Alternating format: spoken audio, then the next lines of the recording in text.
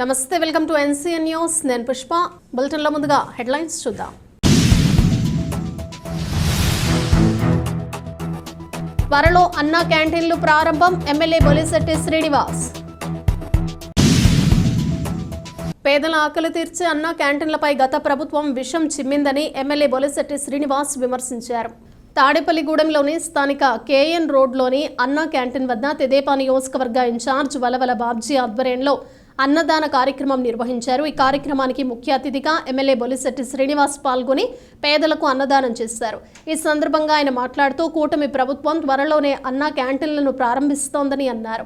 5 రూపాయల చొప్పున ఉదయం అల్పాహారం, మధ్యాహ్నం, రాత్రి భోజనం అందించేందుకు కృషి చేస్తుందని వెల్లడించారు. ఈ కార్యక్రమంలో భాజపా నియోజకవర్గ కన్వీనర్ ఈతకోట తాతాజీ, కూటమి నాయకులు, కార్యకర్తలు తదితరులు పాల్గొన్నారు.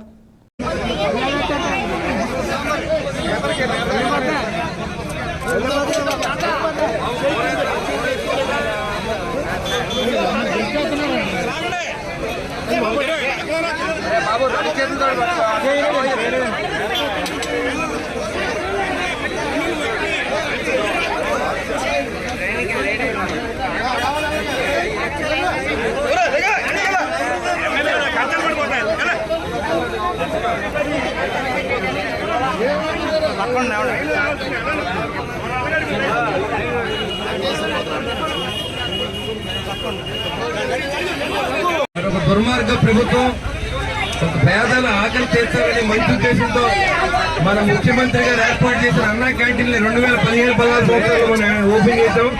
అప్పటి నుంచి 19 వరకు నిరాటంకంగా కొనసాగించిన ప్రభుత్వం 2019లో సడన్ గా రద్దు చేసి ఆ భవనాలన్నీ కూడా స్థితికి తీసుకొచ్చినటువంటి ముఖ్యమంత్రి ఇంతమంది ఉసురు నీకు తగిలింది. మళ్ళీ అన్నా క్యాంటీన్ మళ్ళీ మన ప్రభుత్వం వచ్చింది, రామరాజ్యం రాబోతోంది.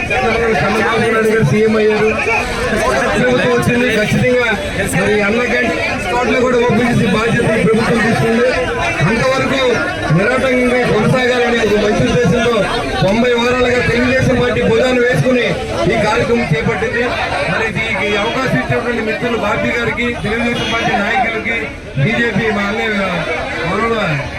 దాదాజీ గారికి, ఎత్తుకోట దాదాజీ గారికి, మరి రఘు గారికి, నజారి పాలూరు వెంకటేశ్వరరావు గారికి, పట్టణ అధ్యక్షులు మొత్తనపల్లి కాశీ గారు, రాంపాడు గారు, గంధం మిత్రులు గారు, ఇంకా పంతుల సుబ్రాజ్ గారు, సోమేశ్వరరావు పేరు చెప్పకపోతే మీరు ఊరుకోరు కదా.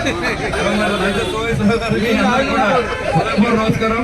మరి ఈ కార్యక్రమాన్ని దిగ్విజయంగా ప్రభుత్వం ఓపెన్ చేసేలా కొనసాగిద్దాం. అందరూ సహకరించవలసిందిగా కోరుతూ ఉన్నాం.